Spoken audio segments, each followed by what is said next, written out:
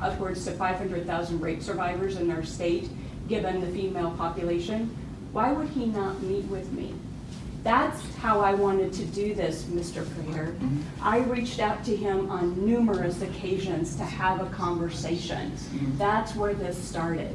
And he would not return an email. In fact, I would call his office and talk to someone and be like, yes, that's great. He would love to meet with you. Did you speak to Ms. Blanton about that? No. I had gotten an email from her trying to tell me that my actions, that I should not talk to law enforcement, which is actually how this task force started, and that I was not to talk to media because, you know, you want to control the message that's coming out. But no, there are things in there we haven't done. The AG's role in this task force. The Attorney General's office does not run the task force.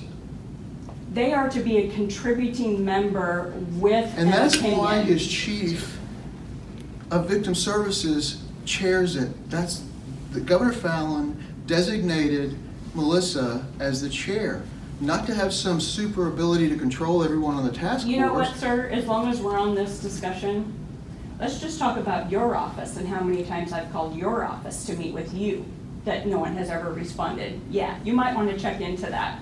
I've reached out to your office on several occasions to have conversations. Okay. You have not responded, okay? So you might want to check into that as well. And then you look at me and wonder, the only avenue I have for people to even know what's going on is the media. That's the only thing I have to be able to get that word out there. You won't meet with me.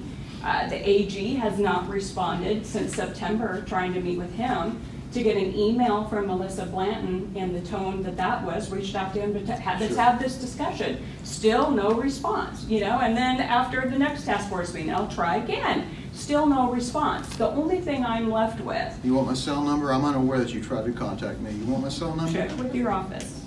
Huh? Check with your office. I called multiple times. Check with my office. Multiple times. Who in my times. office did you speak to? I don't know who I spoke to, and I'll see if I did it by email. Okay. That'd be great.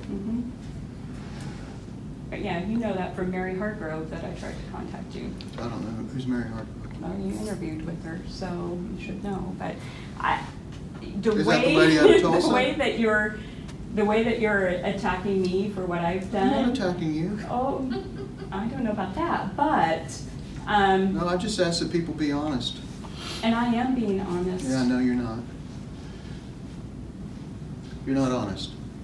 Your press release was not honest. Should I have cleared that through you? I don't care what you clear through whom. I'm just telling you it's not honest. I want everyone to see who's covering this story that you're not honest and your press release was not honest. And you have been very, very, very rude in your manner and how you've addressed it. Addressed it or addressed you? Probably both. Yeah. Okay. Yeah. I would have thought we were in this for the same reason. So would have I until the press release came out and I saw that you had ulterior motives. What would my ulterior motives be? It was like a political deal to me. I would never have had to have done that if the current Attorney General would have made some sort of statement in support of rape kit reform. I think he has, if you've read some of the things he said or some of the things he sent out. He supports the task force and the task force work. And the task force work. Right. Which is what we're all about. Well, there's a difference between that and you're on the task force. I support testing our rape kit backlog, and I support testing rape kits moving forward. You know, but it all gets down to communication, doesn't it? And relationships. People actually meeting with you instead of just turning you away as if you're nobody. I don't need to meet with you. And then in his press, I would doubt if you've been turned away because anyone's acted like you're nobody. Okay, so he said in his press release that he has met with other task force members at length. Okay. Why would you not meet with the one that represents all the rape survivors here in the state? Well, maybe the press can ask Mr. Hunter that and he can address it for himself. Maybe. If in fact that's true. Maybe they have access to him. I don't know. Okay. And his office has also said that there is no legislative agenda here, and I disagree with that. I think to move forward any of this reform, it will have to be a legislative mandate. We've seen what's happened with the audit, and now we're having to think about redoing the audit.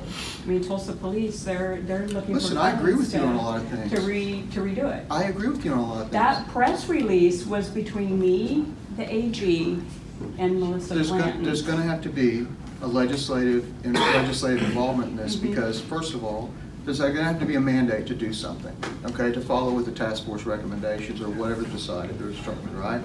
Also, the dollars are going to have to come with it because, frankly, dollars are an issue. It shouldn't be in our business, but it is. And so the legislature is going to have to be involved. And I support you and I support that effort, all right? If what is going on here, if the task force work and your involvement with the governor's office and having this administrative order submitted gets the legislature involved and helps fund law enforcement, helps fund prosecutors, and helps prevent things like have happened to you, then that's exactly what this state needs to be doing. We do a very poor job of it. We don't take care of our children. We don't take care of our young ladies. We don't take care of our women. We really don't. Generally, we don't take care of our citizens at all. So if what you're doing here, I applaud what you're doing. We are not on the opposite sides of this. I disagree with what you did, okay? But we can put that aside and we can work together, and I'm happy to do it. I'll give you my cell phone number to make sure that when you call someone to meet with me, you're ringing my phone, okay? Okay. Fair enough? Mm-hmm. Okay. Thank you. You want it? You got your cell phone number? I'll give it right now.